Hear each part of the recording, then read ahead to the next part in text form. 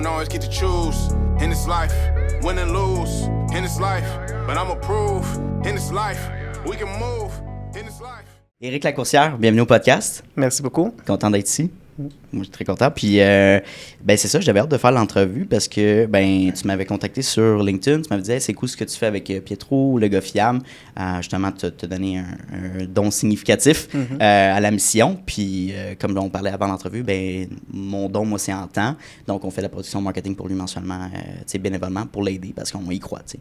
Fait que bref, j'ai dit, hey, ça serait cool qu'on se fasse un petit meeting préparatoire, savoir t'es qui, Éric, là, qu'est-ce que tu fais, tout ça. Fait que conseiller en placement. Et aussi, bien sûr, tu donnes 5% de tes revenus. Je veux dire, c'est écrit sur ton profil LinkedIn, 5% de tes revenus à des causes sociales, dont le gars fiable. Avant de commencer, parle-moi donc de pourquoi tu as décidé de prendre ces décisions-là puis de faire cette action-là. En fait, c'est une question de contribution. Tu sais, à un moment donné, dans certaines séances de coaching, on établissait quelles étaient nos valeurs principales. Là. Puis dans les valeurs, moi, il y a la contribution pour la justice. Donc, moi, je me dis que si je suis capable d'avoir une belle qualité de vie, si je peux redonner 5% de mon revenu, ben ça me donne... ça me prouve que je suis capable de contribuer. Donc, oui, je le fais avec de l'argent, je le fais avec du temps avec des gens proches, de d'autres façons. Mais pour moi, ça, c'est comme significatif de dire je réussis à avoir une belle vie, puis être capable de redonner 5%, puis aider des gens, puis ça fait rouler la roue. Est-ce que tu as toujours eu cette mentalité-là de dire je veux redonner au niveau monétaire ou en temps, sais-tu? Ben, j'ai une nature assez... je suis assez généreux de nature, de mon temps. C'est sûr que des dons en argent, j'en faisais moins quand j'étais moyen. Mais ça fait des années que je donne mensuellement à différentes causes, comme des causes comme Amnesty International, des choses pour les droits humains, pour la santé, la recherche sur la maladie mentale et tout. Donc, c'est comme ça, mais le petit cran de monter à 5% minimum, qui va probablement augmenter. Ça, c'est arrivé l'année passée. C'est un engagement, là? C'est un engagement que tu fais avec toi-même. Oui, envers moi-même, puis je le mets, c'est public. Tu budget, dans le fond, pour ça. Voilà. Oui, j'ai mon budget, puis c'était drôle, l'année passée, j'avais un beau problème, j'avais gagné plus que j'avais imaginé. Fait que juste avant Noël, j'ai lancé des publications sur LinkedIn, puis j'ai donné... J'avais 1 200 $ à donner. Fait que il y a 6 personnes qui m'ont contacté, eux autres, il y avait un organisme qui était cher pour eux, qui était important.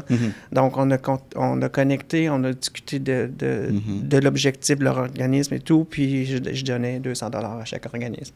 Ça m'a fait rencontrer du monde, puis ça a fait du monde heureux. J'imagine que ça fait raviver ta flamme aussi en tant qu'entrepreneur. Oui, en fait, oui, parce que c'est ça. Des fois, je me dis, à quoi ça sert? Comme je t'avais dit l'autre fois, je suis à l'âge où j'avais planifié prendre ma retraite, puis je me dis, si je ne prends pas ma retraite maintenant, bien, ça me permet d'aider d'autres mondes.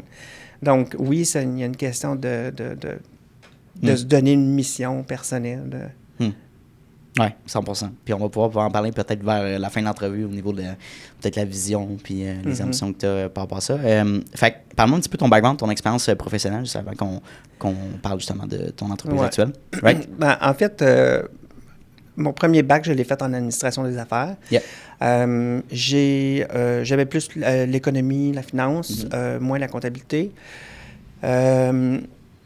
Et j'ai gradué début des années 90. Il y avait la guerre du Golfe, une crise économique, pas beaucoup d'emplois. Donc, j'ai trouvé des emplois, mais ce n'étaient pas des emplois intéressants. Avec les années, là, on parlait de plus en plus du bug de l'an 2000. Je me suis dit, bon, je pourrais retourner aux études. Là, j'hésitais entre... j'avais goûté en psychologie. Puis là, je me disais, bon, ça risque d'être long. J'ai comme un peu douté. Puis là, je me suis dit, si on veut aller vers quelque chose qui est plus sûr, je vais aller en informatique.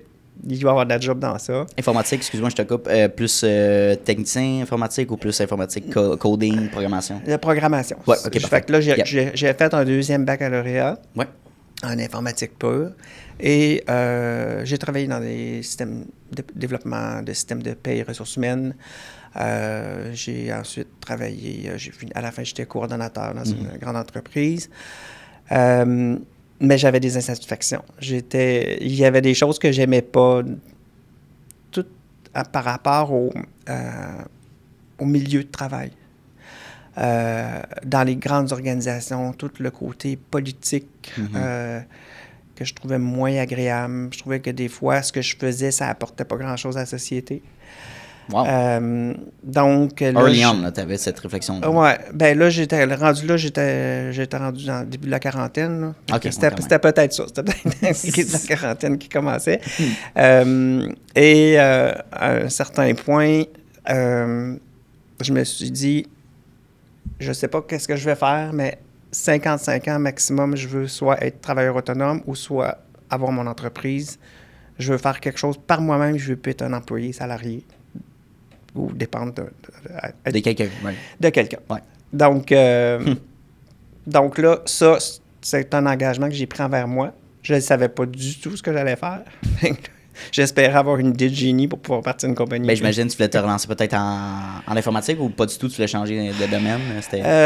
Ou tu savais pas, en fait, peut-être? Je le savais pas. OK. Je le savais pas, puis j'étais pas sûr de vouloir aller en informatique parce qu'au bout du compte, la seule différence, c'est que j'aurais pas été salarié à une place. J'aurais été consultant, mais dans le même type d'organisation, fait que ça me tentait pas tellement. Non plus. Okay. Fait que j'ai exploré, j'ai fait des cours, j'ai fait le mini MBA à McGill, avec le temps, à un moment donné, j'ai été recruté par un conseiller en placement. Donc, j'ai confié mon argent. Là, je me suis intéressé plus à ça. J'ai fait certaines choses pour prendre ça en charge. Puis en plus, à un moment donné, je m'étais dit, je sais pas pourquoi, là, mais à un moment donné, je trouvais que j'avais j'étais trop stressé par l'argent par rapport aux revenus que je faisais. Okay. Je trouvais que j'avais pas assez, ou en tout cas, c'était j'avais comme un inconfort avec ça. Fait que là, je me suis donné un objectif. Je me suis dit, 57 ans, je prends ma retraite. Donc là, j'ai fait du ménage dans mes finances personnelles. Puis, j'ai fait mon plan. Puis je me suis dit, OK, si je veux vivre à partir de 57 ans, ça me prend combien? Ouais. Donc, fais du ménage dans les dépenses d'auto dans tout le budget. Ouais. Et là, j'avais ça en tête. Tu avais un chiffre? J'avais un chiffre, c'était 57. Mais 57 ans, mais je veux dire, tu avais un chiffre aussi monétaire. Oui, j'avais mon objectif monétaire. C'est ça. En fait, moi aussi, mon objectif, c'était un revenu X à ma retraite. Ouais. Puis qu'est-ce que ça me prend pour avoir ça? Donc, nice. Donc, moi, à partir de là, j'ai commencé à vraiment... toutes les décisions que je prenais, c'était est-ce que je suis en ligne avec mon objectif? Ma retraite, c'est là. Donc, il y a des choses, des dépenses que je ne faisais pas, des choix que j'ai faits, des choix d'investissement que j'ai faits pour essayer d'aller mieux. Donc utiliser le prêt-levier. La maison était payée, j'ai réemprunté pour placer quand ça avait chuté, des choses comme ça. Donc, là, je voyais que ça allait bien. Fait qu'à un moment donné, je me suis dit, dans mon exploration de prochaine carrière, je me suis dit, je pourrais peut-être devenir conseiller en placement. Parce que dans le fond, je me dis, là, je travaille avec la finance, quelque chose que j'aime, mais je travaille avec les gens, puis j'aide les gens à réaliser leurs rêves, à atteindre leurs objectifs. Donc là, ça m'amène à faire quelque chose qui a un impact sur la vie du monde. Donc, c'est là que j'ai commencé à faire toutes ces études-là. Puis, puis au bout du compte, 2 mois après avoir fini, j'ai eu comme un petit coup de pied pour passer à l'acte. T'as pris action. Puis t'es allé chercher Comment ça marche d'aller chercher ta propre clientèle? Parce que tu travailles sous une bannière quand même? Oui, en fait, ma clientèle, je la développe par moi-même. C'est par du réseautage. Au départ, c'est des gens qui me connaissaient, qui ont voulu faire affaire avec moi. Okay. Donc, du réseautage, des références. Pendant un certain temps, j'avais acheté une clientèle en assurance de personnes. Je me suis débarrassé de ça. C'était quelque chose que j'aimais moins. C'était plus du transactionnel, c'était plus du court terme. Vendre l'assurance? Oui, vendre l'assurance. Donc, puis les suivis. Donc, cette clientèle-là que moi, j'avais achetée de quelqu'un, je l'ai revendue. OK. Une clientèle dans les services financiers, ça a toujours une certaine valeur parce que quand il y a du revenu récurrent. Donc, j'ai revendu ça. C'est récent. Ça s'est fait en début d'année. Là, vraiment, mon objectif, c'est de me concentrer sur les investissements, sur la planification de la retraite, vraiment tout l'établissement des objectifs, puis Exact. Puis c'est ça. Donc, mon développement d'affaires, c'est par moi-même que je le fais. Moi, je suis avec le groupe financier PIC, rattaché à Valeurs Mobilières PIC. Donc, c'est un courtier pour les conseillers indépendants. Right. On peut avoir... Ils sont là pour nous supporter, mais il y a pas de... Ils vont pas nous donner de la clientèle. Non, exact. Non, c'est ça. Vous êtes des travailleurs autonomes, vous êtes à votre propre compte. Puis, tu sais, j'ai justement passé un directeur d'agence chez IA Groupe Financier. Puis, justement, son rôle, c'est de chapeauter, mettons, ses courtiers, ses conseillers, finalement, et non de comment je pourrais dire, les tenir par la main ou de dire, voici ce que tu faut que tu fasses tel nombre de calls. Vous êtes autonome. À certaines limites, oui, il y a des rencontres à faire, puis une certaine motivation ou un leadership, mais vous êtes à 100% autonome de vos gains. Là. Exactement. Puis la raison pour laquelle je suis avec Valeurs Mobilières PIC, c'est justement que moi, je voulais pas être pour une bannière qui avait des objectifs, puis qui me faire pousser dans le dos. Des KPI, ouais, c'est ça. Quelque chose. Donc, non, moi, je veux ta liberté. Oui, je veux développer à ma façon. Il y a un sujet qui revient souvent, puis, tu sais, j'ai 25 ans, puis il y a beaucoup de gens dans ma tranche d'âge, puis plus jeunes, qui voient, mettons, le système d'éducation ou les études comme non nécessaires en 2025. Avoir un bac, par exemple, je fais mon bac en administration à l'UQAM, tu sais. Je le fais pas pour aller chercher un job, j'ai déjà ma job, je le fais comme accomplissement, puis le plaisir d'apprendre. Mais il y a beaucoup de gens, justement, qui disent hey, ça sert à rien de payer X nombre d'argent ou d'aller me chercher des prêts quand mon employeur potentiel regarde plus tant ça ou demande certaines expériences de travail. Fait que je me demande un peu, ça a été quoi, pour toi, la valeur ajoutée de faire ces études-là. T'sais, non seulement pour... oui, tu as refait des études pour être conseiller en placement, mais ton bac en admin, cette valeur-là, tu dirais? Je te dirais que c'est les études à l'université, ça aide quand même à développer l'esprit analytique, l'esprit critique. Plus que le diplôme, finalement. Oui. Ouais. Ben, ça donne des connaissances. Je pense que ça peut aider à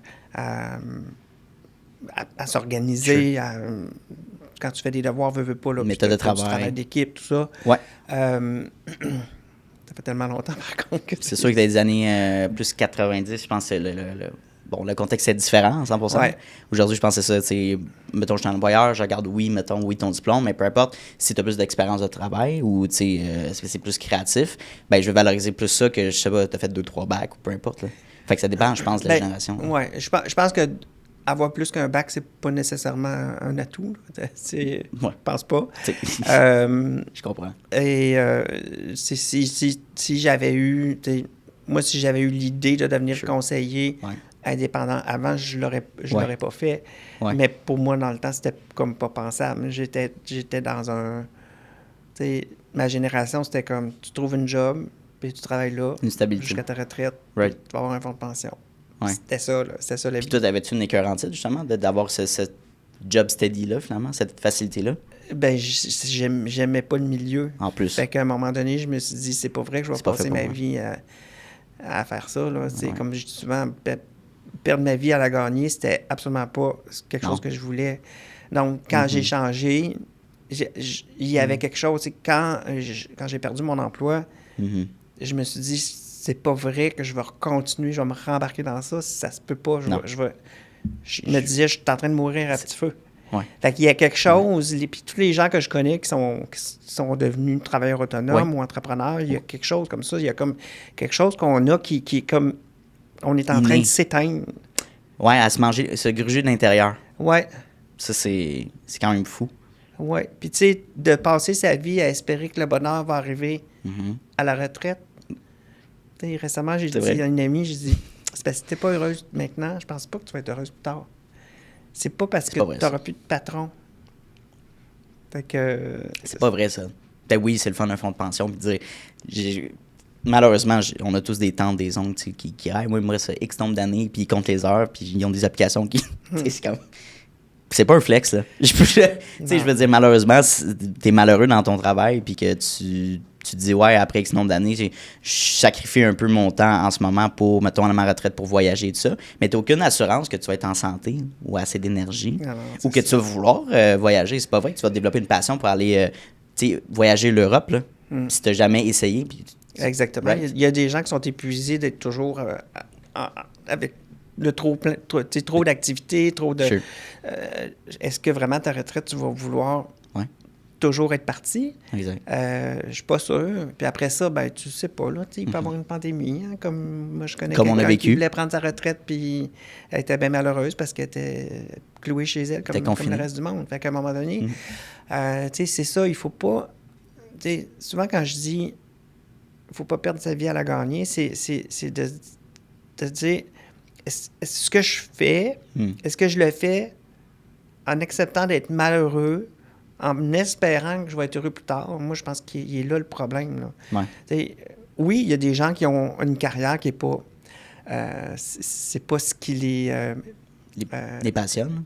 C'est pas ce qui les passionne ou c'est pas quelque chose qui est intellectuellement extraordinaire. Oui, c'est correct. Ouais. Mais si tu sais que tu fais ce travail-là, puis qu'en dehors de ça, ben, tu as d'autres activités, puis tu dis, c'est mon gagne-pain, mais exact.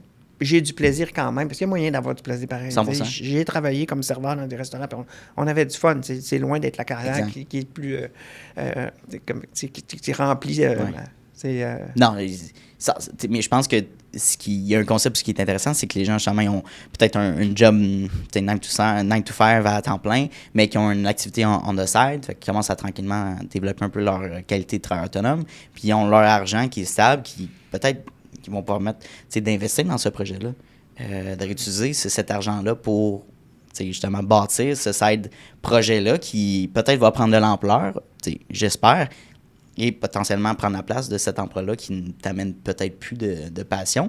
Fait que c'est une belle transition. On voit souvent, les entrepreneurs, on prend des risques, on arrête, on flanche tout, puis on se lance en affaires, mais c'est une fraction des gens qui sont prêts à faire ça, à prendre ce risque-là. Fait que t'es aussi mieux, je pense, de commencer à petit. Un petit peu, aller prendre l'expérience, si tu veux, je sais pas, développer une entreprise de consultation, ben peut-être travailler comme consultant dans une business avant, prendre un petit peu ces initiatives-là. Je pense que ça pourrait être un bon conseil à donner. Ouais. On a parlé de planification de retraite. Je suis curieux, ta clientèle ressemble à quoi? C'est quoi un petit peu au niveau de l'âge, au niveau de leur domaine? C'est-tu variable? Généralement, c'est des gens entre 40 puis 60. 40 par 60? En moyenne, là, la majorité. Okay. C'est des gens... Souvent, les gens qui vont faire affaire avec moi, c'est des gens qui se disent, OK, je sais que ça s'en vient, je veux... je sais qu'il faut que je m'occupe de mon argent, mais la majorité des gens, ils n'aiment pas vraiment s'occuper de ça. Ouais. Donc, c'est comme on a une relation de confiance. Fait que, nécessairement, je suis obligé de leur expliquer ce que je fais. Oui, exact. Oui. Parce que... Mais au bout du compte... c'est des gens qui se disent, OK, je sais que c'est pour plus tard, j'ai confiance. Fait que c'est... On va avec des profils quand même assez audacieux, là, fait que j'utilise des placements privés pour les investisseurs qualifiés ou les investisseurs accrédités, admissibles, certains produits plus spécialisés. Et c'est ça. Fait que généralement, c'est des gens qui sont pas trop stressés avec ça, qui veulent quand même du bon rendement, mais qui veulent pas... Tu sais, c'est pas... Je fais pas des transactions fréquentes, là. Puis, parce que 40, 50 ans, je veux dire, on approche quand même la retraite, veut pas, là, mais comme 60. C'est quoi leur objectif? Est-ce qu'ils ont déjà préparé leurs finances par rapport à ça? Ou c'est vraiment, ils arrivent, hey, là, faut que j'ai pas le choix de mettre de l'argent puis en mettre un gros chunk pour rattraper ces années-là? C'est un peu le scénario. Il y en a plusieurs qui ont changé d'emploi.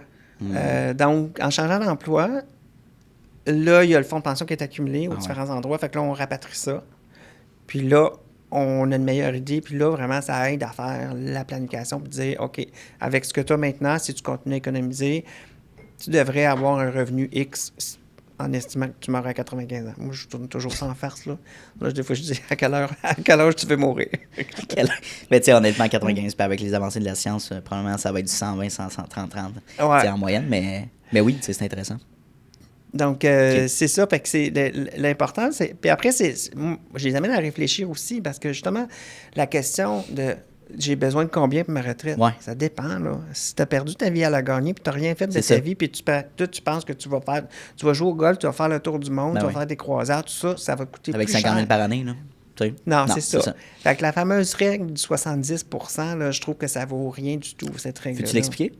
Pardon? La règle du 70 veux-tu l'expliquer? Ben, c'est que généralement, il y a plusieurs gens qui disent qu'on devrait prévoir 70% du revenu de travail pendant qu'on est à la retraite. OK, Donc, je quelqu'un comprends. qui gagne 100 000, on s'attend à ce qu'il y ait 70 000 à la retraite. OK. C'est peut-être assez, c'est peut-être trop, c'est peut-être pas assez. C'est des Ouais. gens, tu sais, si tu as des gens qui sont très en forme, qui font du sport, qui prennent leur retraite début soixantaine, par exemple, ils veulent faire des voyages de vélo, des voyages de golf, tout ça, pas sûr que le 70%, ça va être assez. Ouais. En même temps, si c'est quelqu'un qui se dit, ben, à ma retraite, je serai peut-être pas complètement à retraite. Moi, je connais Je vais quelqu'un qui travailler un dit, peu. la personne, elle se dit, ben moi, j'aimerais peut-être ça travailler dans un magasin pour vendre du matériel d'artiste. OK. Parce Juste que- pour mon plaisir, là. Ben, elle se dit, je passerai pas mes journées chez nous, C'est vrai? puis je vais travailler dans quelque chose que j'aime. Fait que Ouais. c'est là que je pense qu'il Intéressant. faut réfléchir à vraiment ce Ouais. qu'on veut faire. Parce que c'est plus ce que c'était dans les années 70 où tu arrives à 65 ans, tu arrêtes de travailler, tu t'occupes des petits-enfants, puis tu meurs à 75. On n'est plus là, là. On n'est plus là. Non, non. Fait que mais c'est intéressant justement que, tu sais, puis il y a beaucoup cette réalité-là qu'il y a des gens qui ont travaillé X nombre d'années, puis que là, ils prennent leur retraite, early on peut-être, et ils remarquent, OK, mais genre, je me tourne les pouces un peu, ou j'ai pas pris le temps, j'ai tellement travaillé que j'ai pas pris le temps de savoir qu'est-ce que je fais dans mes activités Ben, c'est extracurriculaires. parce que tu sais. si tu passes ta vie à juste travailler, tu n'as pas de hobby, hobby, sûr, tu n'as ouais, c'est ça. pas de passe-temps, Ouais.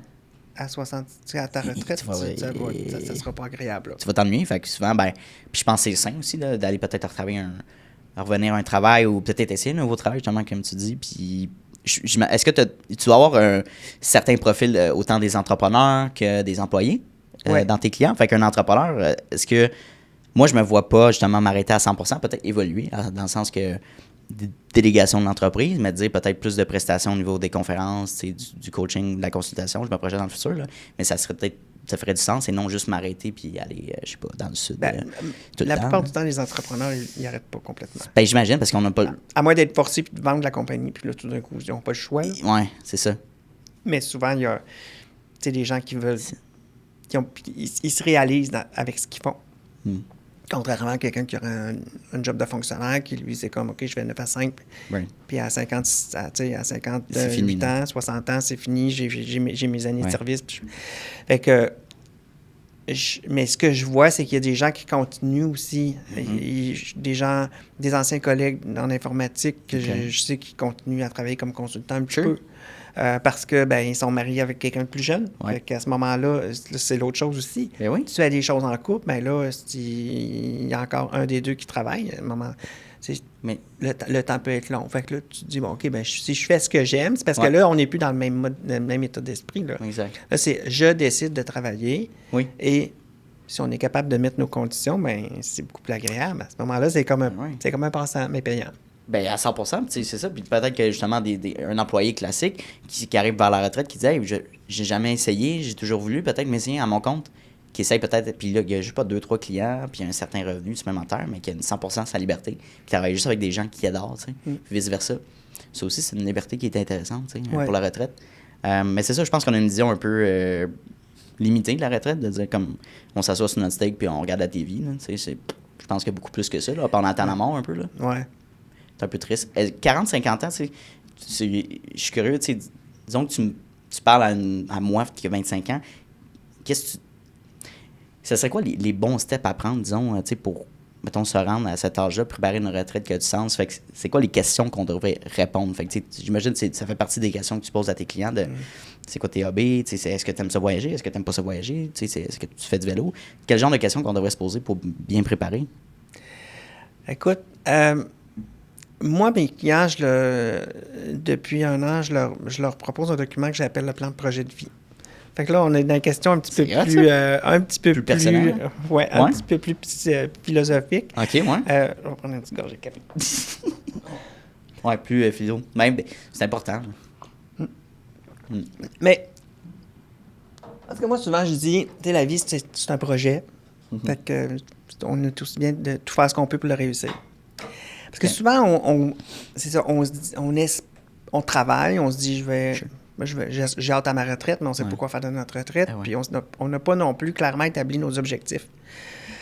Puis, au-delà de ça, l'année passée, j'ai lu un livre qui s'appelle « Les 5 regrets des personnes en fin de vie ». Et ça ramène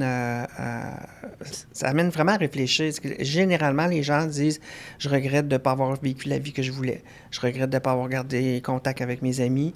Je regrette d'avoir trop travaillé. » Ça revient à 5 choses principales. Oui, c'est ça. Et ça, c'est une personne qui travaillait comme aidante là, pour les personnes en soins palliatifs. Ouais. Et à travers les années, elle a vraiment noté que c'était ces 5 regrets-là que les gens avaient. Donc, moi, c'est bon. Dans ma vie, mon père est mort à 52 ans, ma mère est morte à 75, j'ai un frère qui est mort l'année passée à 65 ans. Il y a du monde que je connais qui sont malades. Fait que ça, c'est des choses qui me font réfléchir. Puis, dans le fond, mon document, quand je le présente à mes clients, c'est pour qu'eux puissent prendre le temps de réfléchir à ce qu'ils veulent faire de leur vie. Puis la première question dans le document, c'est « Qu'est-ce que c'est pour toi une vie réussie? » Puis après ça, mais là, ça, cette question... C'est difficile à répondre. Hein? Ben, je veux dire, si t'as pas eu cette réflexion-là... Ben, il y a plein de gens qui sont pas capables de répondre. Ouais. Il y en a même qui veulent même pas se faire poser la question parce que c'est comme trop. Puis, après ça, moi, j'invite mes clients à réfléchir à leurs projets, leurs objectifs, leurs rêves. Puis, un projet, ça peut être m'acheter une maison, avoir une famille, ou m'acheter un chalet. Puis, tu sais, certains objectifs à court terme, c'est, bon, ben au quotidien, je vais être capable de... Là, on met des choses plus quantitatives, là, mais bien manger, faire de l'exercice, tout ça. Des choses dont j'ai vraiment besoin. Puis après ça, ben, penser aux choses qui seraient vraiment merveilleuses. Tu sais, là, dire, si je pouvais faire un tel voyage ou si je pouvais vraiment avoir tel type de maison à tel endroit, peu importe. Fait que, dans le fond, ce que j'invite à l'écrire, parce que ce qu'on constate, c'est que quand on écrit, c'est des choses qu'on aimerait, il y a quelque chose qui se passe dans le cerveau. Il y a comme une ouverture. Parce que souvent, quand on y réfléchit, on dit « Non, c'est pas possible, pas pour moi. » Mais le fait de l'écrire, ça change quelque chose, puis ça fait que on réfléchit au quotidien, on se dit « Peut-être que si je fais ça, je vais y arriver. Peut-être que c'est possible. » Donc, je les invite à écrire ça. Après ça, on réfléchit sur les valeurs. Parce que au bout du compte, quelqu'un qui me dit, qui dit « Moi, je vais avoir un job de vice-président ou de président, peu importe. » Puis qu'en même temps, ses valeurs, c'est d'être avec sa famille. Il y a peut-être des connexions. Puis souvent, ben les burn-out ou les troubles d'adaptation, ça vient quand on n'est pas aligné. C'est ça, on n'est pas aligné avec nos valeurs. Fait que c'est important de les connaître, nos valeurs. 100%. Puis après ça, de trouver des trucs pour se ramener sur le droit chemin pour que si on sent qu'on dérive un peu, de se ramener. Fait que c'est un peu comme le GPS. Comme tu t'éloignes, ramène-toi. T'sais. Exact. Fait que rebrousse-chemin, exact. C'est ça. Puis après, à la fin du document, là, c'est vraiment ce qu'on veut léguer. Puis ce qu'on veut léguer, c'est pas juste des millions ou des maisons. C'est qu'est-ce que les gens vont se rappeler de moi. Puis ça, c'est important de le savoir parce que en le listant, peut-être qu'on va réaliser qu'on veut peut-être léguer plus des choses personnelles que des choses matérielles. Fait que ça vient tout comme changer nos objectifs.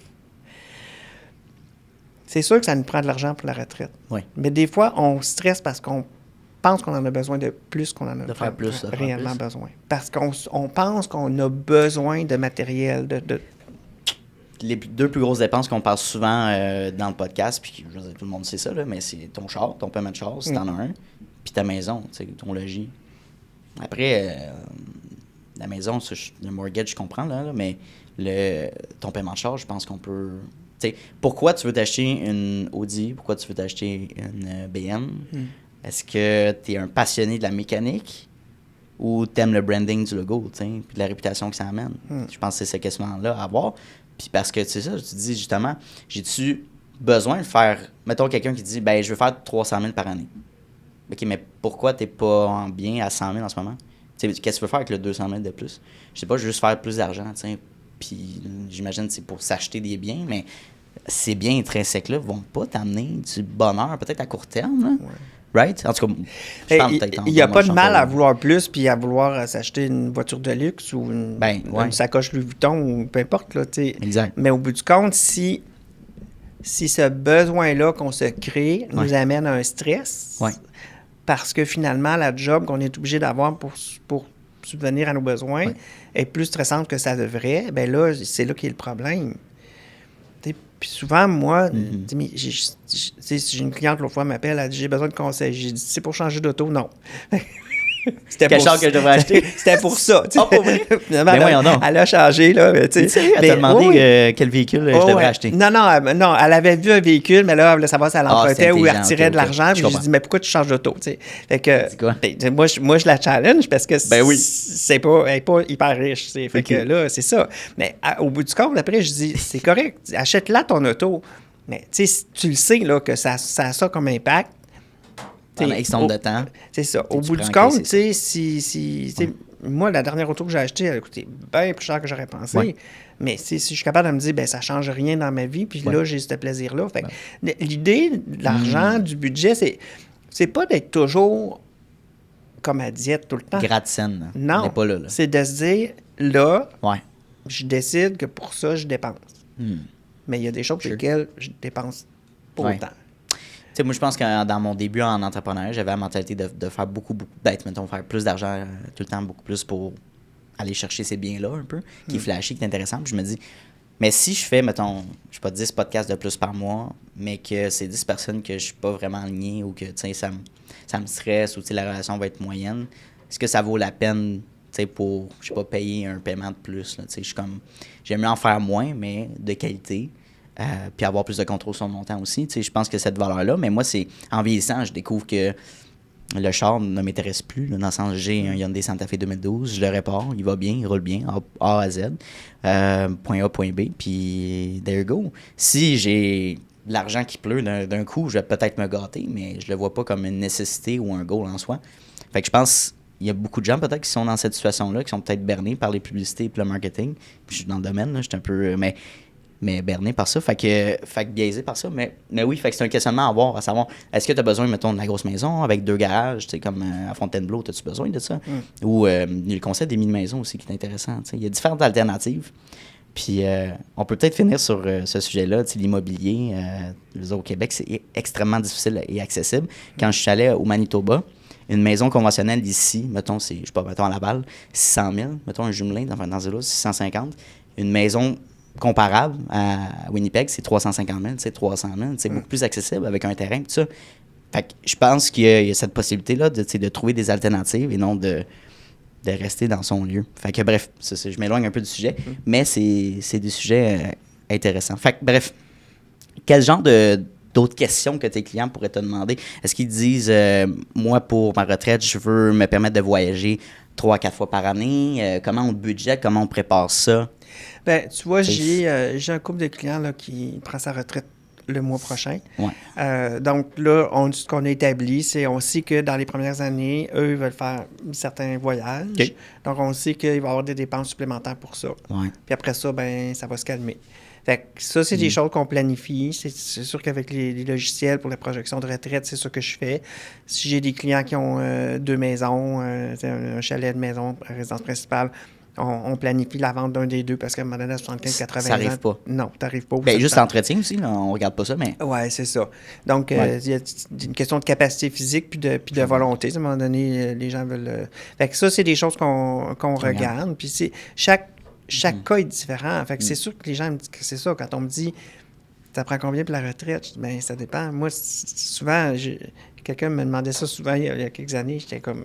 Y a-tu un chiffron qu'on peut se baser? Oui, j'étais comme, ça te coûte combien pour vivre? Elle me disait, comment tu veux que je le sache? Ben, je dis, parce que tu devrais savoir ce qui sort. Tu sais, fait que tu sais, avec quelqu'un qui planifie pas mal, cette personne tu sais, a toujours bien gagné sa vie, mais c'était comme plus... mettons que c'était moins précis, C'était moins façon précis. de le faire. C'est correct, mais moi, tu sais, je pouvais pas, puis dans le sens, là, c'était avant que je sois conseiller, là, Ouais. fait que je pouvais pas lui dire, Ben non. pouvais juste dire, si tu sais que tu gagnes 200 000 puis que tu le dépenses tout, je pense qu'à ta retraite, si tu ne changes pas de train de vie, ça va être la même affaire. Ben oui. Donc c'est ça. Mais pour ce qui est de la retraite, il y a des fois, il y a des questionnements sur comment on va décaisser, il y a des stratégies. ouais. Fait que, tu sais, ça aussi, ça dépend toujours. Est-ce que les gens ont assez d'argent pour se permettre de repousser le début des prestations de Régie des rentes du Québec ou de la sécurité de vieillesse? S'ils le font, tu sais, si c'est quelqu'un qui a une espérance de vie très longue, ben, ça vaut la peine. Si c'est quelqu'un qui est moins en santé. Oui, qui fait moins attention, c'est ça. Non, c'est ça. Fait pas d'activité physique, plus stationnaire, ouais. OK. Est-ce qu'il y a un moment, mettons, rendu à la retraite ou à un certain âge, qu'on dit c'est plus pertinent de continuer à investir l'argent qui est dans le compte, puis de le décaisser, tu sais, comme où tu dis, garde-en, puis je veux dire, cet argent-là va continuer à fructifier. C'est quoi un peu le tort que tu as? Ben, en fait, moi, ce que je préconise, c'est que tant et aussi longtemps que ça peut rester investi, qu'il y a une partie qui peut rester investie dans des titres de croissance, des actions, des fonds qui vont bien performer, on le laisses fait. l'argent là, ouais. On le laisse là. Je suis vraiment pas quelqu'un qui pense qu'on devrait tout sortir puis mettre soit dans un compte de banque ou un CPG. Là, comme à un moment donné... Ben, CPG, classique. Ben, c'est ça. Il faut que l'argent travaille pour nous. Là, fait que... il n'y a pas de règle vraiment là-dessus. Là. Non. Ouais. Ben, je suis curieux, on va parler un petit peu des fluctuations de marché qu'on a eues dans le début d'année. Là, je pense que c'était en hausse, heureusement. C'était quoi la discussion que tu as eue avec tes clients? J'imagine peut-être des gens qui étaient préparer leur retraite, qui voient leur chiffre descendre du jour au lendemain. Est-ce que c'était stressant un peu la discussion? Il y avait pas beaucoup de stress. En fait, j'ai des bons clients. Je pense qui comprennent? Oui. Ben, on a vécu 2020. Hein, 2020 aussi, ça, c'est... on a vécu la COVID. Exact. On a vécu 2022 aussi. Donc, tu sais, moi, j'ai une cliente qui a investi, je pense que c'est septembre 2021. Ça a pris 2 ans avant qu'elle récupère. C'est 2020. Puis si on prend une parenthèse, juste 2020, ça aurait pu être un effet temporel de dire ça se peut que tout crash. C'est un effet pandémique. Avec ce qui est Trump, c'est temporel. Oui, c'est ça. Mais tu sais, en 2020, ça a vraiment crashé. Là. Oui, je ça, c'était... ça, c'était... OK, fait que, non, il y avait des jours, si tu te levais et ça avait perdu 10-15 là. Fait que, mais ça remontait. Fait que ça, c'est un exemple idéal pour dire de rester investi. Tu sais, les gens qui disent je vais timer le marché. Oui, je vais timer, je vais cash out. Il y a des statistiques là-dessus avec des robots en masse là, qui prouvent que tu perds une journée des rebonds. Puis tu perds tes gains. Oui, tu perds tes gains. Donc, tu sais, c'est important de rester investi. Mes clients, en fait, c'est ça. Dans le fond, moi, je sais qu'il y en a qui sont plus stressés, il y en a d'autres qui sont pas stressés, il y en a qui se connectent à peu près jamais sur leur compte. Ils te font confiance à 100%? Ils font confiance, oui, en moi, mais aussi en la vie. Ils sont pas stressés avec ça. Ils savent que c'est pour plus tard. Fait que, tu sais, quand on sait que la retraite, c'est dans 10-15 ans, ben oui, on le sait. Moi, quand je commence quand j'ai un client potentiel ou que le client signe, transfère son argent, je dis toujours, on le sait que ça va mal aller. C'est juste pas quand exactement, puis combien de temps. Mais ça va mal aller. Fait que là, des fois, j'appelle, puis je dis, tu sais, je t'avais dit que ça allait mal aller. Ben, c'est là. Puis là, ben, des fois, on se dit, mais qu'est-ce qu'on fait? Ben, on fait rien parce que on le sait pas. Fait que là, actuellement, avec la situation économique, il y a encore de l'incertitude. Dans des situations de même, au moment où là, on commence à voir vers quoi on s'enligne, là, s'il y a moyen de d'aller trouver des opportunités, on le fait. Mais j'ai des clients, par exemple, en 2020, j'ai des clients qui m'ont dit, Éric, on arrête toutes mes cotisations hebdomadaires ou mensuelles. Puis j'ai d'autres clients qui m'ont appelé, ils ont dit, ben là, j'emprunte ma marge de crédit puis je t'envoie de l'argent. Fait que c'est là que... Wow. Oui, mais c'est parce qu'il y a des gens qui sont du style visionnaire, aller vers ou s'éloigner de... Ou la peur du gain, ou la... Il y en a qui sont plus... Ils veulent des gains, puis il y en a qui veulent se protéger contre les pertes. Mais ça, c'est deux façons de penser complètement différentes. Fait que dans mes questions, fait que mes clients, ça me permet de détecter ça. T'sais, est-ce que toi, tu as plus peur de perdre? J'ai des clients, c'est clair, là. T'sais. Je me suis fait dire, moi, je veux juste pas perdre, puis je veux un rendement minimum de temps. Je peux jamais garantir le minimum rendement de risque, minimum de rendement. Oui, c'est ça. Fait que quand cette personne-là est en couple avec quelqu'un qui a l'autre mentalité, ben là, il regarde leur portefeuille puis il voit bien qu'ils n'ont pas les mêmes rendements, mais au bout du compte, c'est parce que vous ne gérez pas ça de la même façon. Mais fait overall, tu sais, d'avoir, mettons, on prend les deux extrêmes, un portefeuille à bas risque versus un portefeuille à haut risque sur une période de 50 ans, est-ce que l'un est meilleur que l'autre? Ben, c'est sûr qu'un portefeuille qui est typiquement en action va générer plus. Mais va vivre plus de fluctuations. Oui, c'est ça. Mais overall, ouais, je comprends ce que tu veux dire. Plus long terme. Oui, c'est du long terme. Tu sais, si on regarde les indices boursiers américains, les rendements sont bons. Ouais. Si tu regardes, par contre, les rendements des titres à revenus fixes, c'est pas aussi élevé. C'est sûr, c'est parce qu'il y a une prime pour le risque. Ouais. Mais après ça, l'idée de travailler avec un conseiller, c'est justement d'avoir quelqu'un qui va filtrer tes émotions. Parce que là, tu sais, moi, si le client il appelle, il panique, tu sais, tu sais, moi, je peux juste dire, je comprends que tu paniques, mais c'est plate, là. Puis moi, j'aimerais ça avoir la baguette magique pour te trouver la solution qui va faire que toi, tu ne souffriras pas comme le reste du monde. Mais, bon, mais on a tout... c'est ça. Donc... mais oui. Fait il faut vraiment parler aux clients, essayer de comprendre ce qu'ils veulent le plus, puis ce dont ils ont peur le plus. Puis ça aide vraiment à bâtir un portefeuille. Surtout quand ton client est en couple ou marié, littéralement, ben là, c'est une game à deux. Ça va peut-être un est plus capable de prendre du risque versus l'autre qui dit on peut pas s'en. Fait que là, t'as-tu souvent là, tu sais, de médiater un peu? Ça m'est pas arrivé souvent. Récemment, j'ai un couple, puis la personne qui avait moins gros revenus puis moins d'actifs voulait investir dans un fonds qui était un peu plus risqué. Et l'autre moitié était d'accord avec ça. OK. Fait que là, ben moi, il fallait justifier le dossier parce que si tu mets 50% du portefeuille dans quelque chose de plus risqué, qu'on explique. Fait que là, j'explique, voici la situation des clients, voici le niveau de risque, puis voici globalement le portefeuille des clients ensemble, c'est acceptable. Donc, la personne la plus riche des deux est à l'aise avec le fait que l'autre prend plus de risques. Je suis curieux dans tes produits financiers, disons, là on parle du marché boursier, mais est-ce que le marché de la crypto-monnaie, c'est quelque chose qui t'intéresse, qui t'a déjà intéressé? Crypto-monnaie, non. Pourquoi? J'ai deux problèmes avec ça. OK.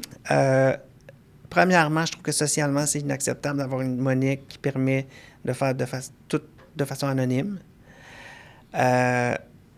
Éthiquement parlant, tu parles? Éthiquement parlant, oui. OK. Fait que ça, c'est ça. Ça, c'est personnel, déjà, là? Oui, c'est ça. Fait que ça me bloque là. Oui, je comprends. Ensuite, tout ce qui est crypto-monnaie, c'est stocké à chaud. Ça utilise énormément d'énergie. Fait qu'environnementalement parlant, pas top. Fait que ça aussi, c'est une question de valeur. Fait que non, moi, j'investis pas dans la crypto. OK. Est-ce qu'il y a des clients qui t'ont approché de dire il y a peut-être des rendements intéressants à faire qui, malheureusement, qui ne regardent pas ce côté-là, cette implication-là? Je pense que ça m'est arrivé une fois. Il y a quelqu'un qui m'en a parlé, puis je pense que c'était même... Je suis un client potentiel où j'ai dit non, moi, je me... Tu me lances pas là-dedans, là. Non.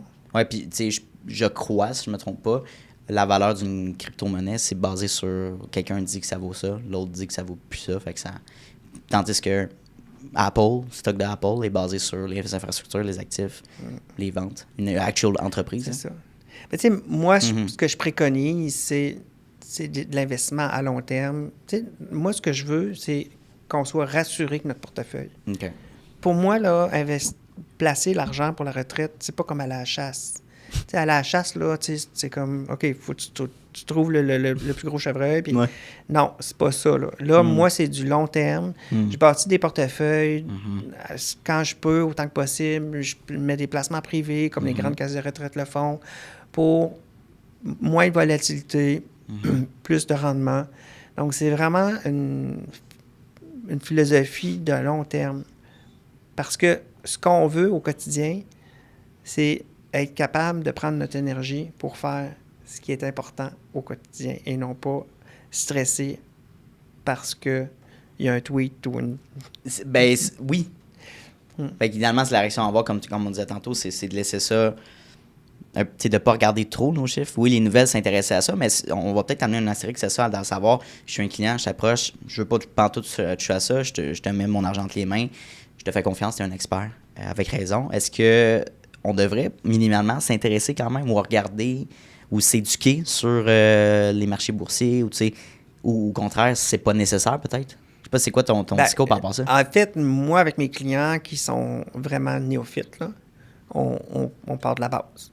Puis je prends le temps d'expliquer les différences entre les produits. Ben oui. Expliquer pourquoi je choisis tel type de fonds commun ou les actions de telle compagnie. Expliquer pourquoi je répartis de façon géographique, pourquoi je vais essayer d'éviter une région, pourquoi on pense que telle région, c'est avantageux au moment où on prend la décision. C'est important que mes gens et que mes clients ils comprennent ce que je fais.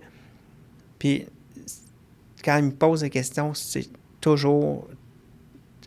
Je m'efforce de leur faire ressentir que la question, elle est pertinente, parce que c'est toujours pertinent. C'est de l'argent que des gens me confient pour leur retraite. Je peux pas dire « fais-toi-en pas, ça va bien aller ». Je peux pas. Ça, puis je pense qu'il y a peut-être un challenge à savoir un client, par exemple, qui dit « je cherche quelqu'un pour m'aider à faire mes placements ». Comment on trouve la bonne personne? C'est quoi les critères qu'on identifierait, qu'on a besoin d'identifier pour s'engager avec quelqu'un? Premièrement, il faut que la personne soit bien à ses licences. Bon, fait que c'était tout. C'est ça. Fait que si tu veux faire des investissements dans des fonds communs, tu peux aller voir quelqu'un qui est un conseiller en épargne collective. OK. Ou un conseiller en placement. La différence, c'est que le conseiller en placement, comme moi, on est régi... mais maintenant, c'est en train de s'uniformiser, là, mais on peut transiger des actions, des fonds négociés en bourse, des obligations directes. Comme si tu voulais avoir des obligations de Bell Canada, ou comme nos parents faisaient dans le temps, ben moi, je peux en offrir. J'offre aussi des fonds de placement privés. Fait qu'il faut que tu trouves quelqu'un qui a ses permis en bonne et due forme. Idéalement, tu vas avec quelqu'un qui est régi par un courtier ou... Une bannière, dis-moi. Une bannière. Et là, souvent, c'est de la réputation, c'est du bouche à oreille. C'est souvent ça dans mon domaine. Là. J'imagine que tu as un processus de sélection de clientèle. Tu n'es pas ouvert à tout le monde, ou du moins, tu regardes un peu c'est quoi le profil. C'est quoi un no-go pour toi, un client qui, ça ne fonctionnerait pas, disons? Quelqu'un qui veut faire un coup d'argent vite, là, comme timer le marché comme ça. Ça marche pas. Là. Moi, je suis pas là pour ça. Okay. Naturellement, moi, je suis payé à honoraire selon les actifs sous gestion. Fait que quelqu'un qui veut juste ouvrir un compte avec quelques dizaines de milliers de dollars, puis qu'il n'y a pas de potentiel à long terme, moi, c'est pas avantageux pour moi, là. Je peux le faire si c'est quelqu'un qui m'est référé. Si j'ai du plaisir, c'est correct. Mais moi, à la base, il faut que j'ai du plaisir avec mes clients. Il faut que je sente qu'on va être capable d'avoir une relation de confiance.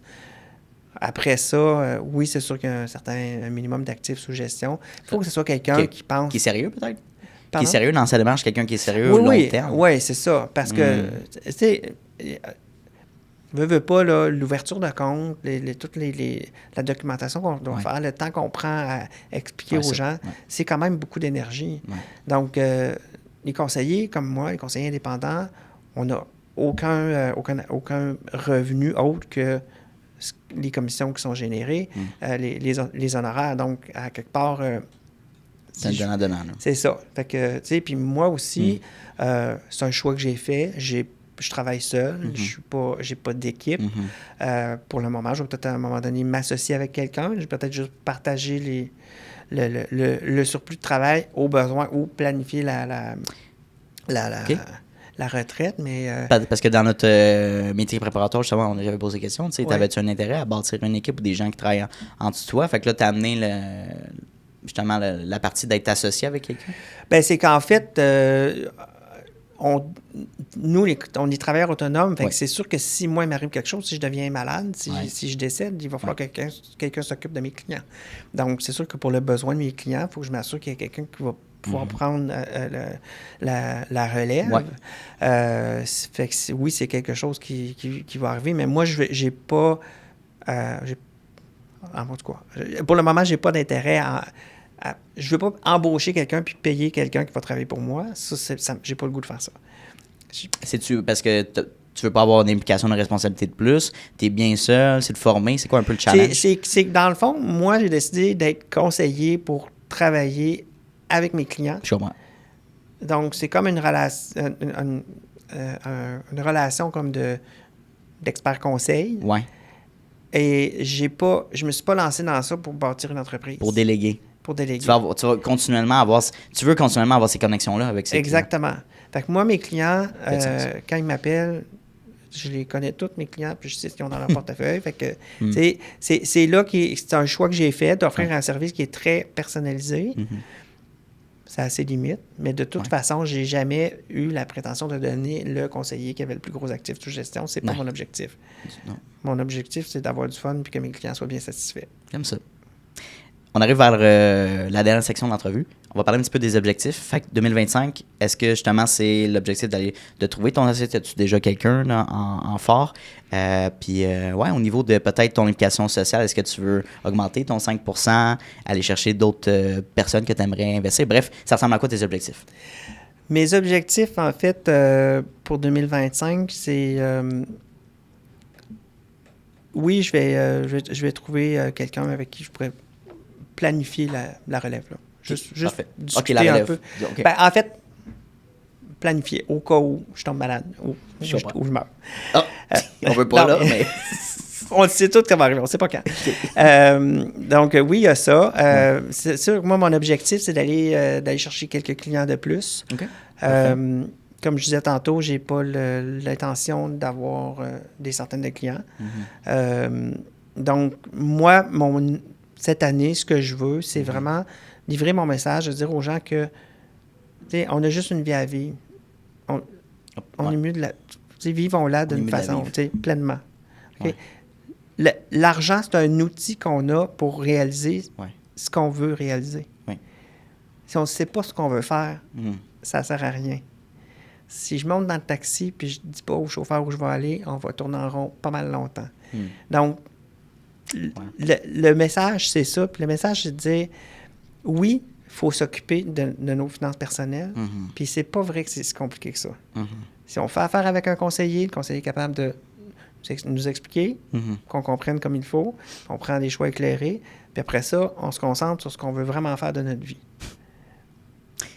J'aime ça parce que tu as amené la réponse à une de mes 2 dernières questions, qui est la vision du succès, puis on en a parlé aussi dans notre revue. Fait que c'est 100% génial, c'est de savoir, ben, je sais pas, niveau finance, tu as besoin de quoi pour vivre, tu sais. Qu'est-ce qui t'amène du bonheur? Puis 100%, c'est 100% correct. Si tu as du matériel qui t'amène du bonheur, puis à chaque fois que tu rentres dans ta voiture, t'es fier, t'es content, puis tu veux, je sais pas, développer quelque chose de plus. Fait que tant mieux. Au contraire, est-ce que toi, justement, c'est plus des expériences de vie? Est-ce que tu valorises plus ton temps familial? 100%, ben go for it, là. Mais c'est de s'asseoir, je crois, là. S'asseoir, puis de l'écrire, tu sais, puis d'identifier, moi, qu'est-ce que je veux faire ou je suis qui, moi, finalement, tu sais. Je suis qui comme humain, tu sais. Puis si tu as des enfants, ben encore mieux, instiguer ces valeurs-là en eux-mêmes, tu sais, pour développer une certaine confiance. Fait que c'est un food for thought. Maintenant, dernière question, mon cher, pour l'entrevue. Si tu avais la chance de parler une version de toi-même de 25 ans, qu'est-ce que tu te conseillerais? Bonne question. Je pense que je me dirais d'avoir plus confiance en moi. Wow. Ça passe par où, la confiance, pour développer ça? Ça passe par où? Bonne question. Ça aussi, c'est une bonne question. Ben, ça passe par soi-même. Je pense que c'est la confiance. Ce qui vient miner notre confiance, c'est souvent qu'on est trop perméable à ce que les autres nous disent, à ce que la société nous impose. Donc oui, j'ai fait peut-être des choix qui étaient un peu dictés par la société dans le temps. OK. En même temps, si je regarde en arrière, je suis quand même retourné aux études, puis j'ai quand même, à un moment donné, changé de carrière à 48 ans. Là, fait que c'était comme, fait que Mais bon, à 25 ans, oui, je me suis peut-être orienté plus, comme je disais tantôt, c'était plus comme ça. Dans les années 90, c'était comme, tu trouves une job dans une grande entreprise. Puis c'était difficile dans ce sens-là, si on prend le contexte économique, de trouver un emploi, 80-90, j'imagine. Oui. Oh, oui. C'est vraiment... moi, je dis, fin 90, début 91, là, c'était pas une bonne période. C'est ça. Mon père m'en parlait aussi, là, parce qu'il a à peu près ton âge. Ouais.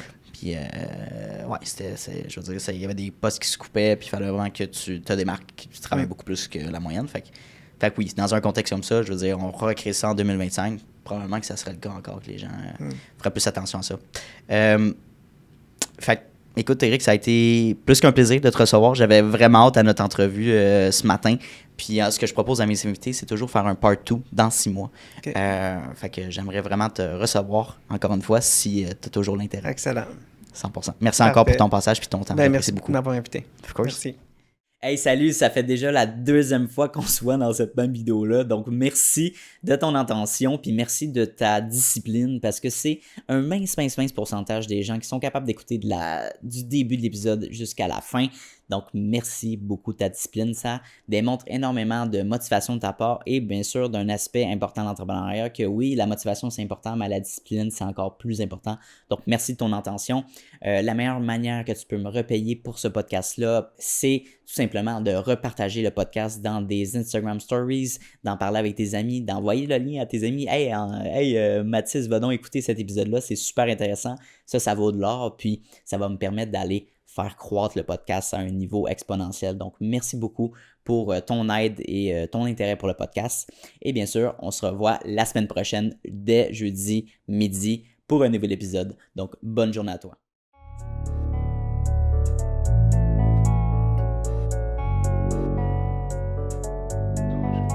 You don't always get to choose in this life, win and lose in this life. But I'ma prove in this life, we can move in this life.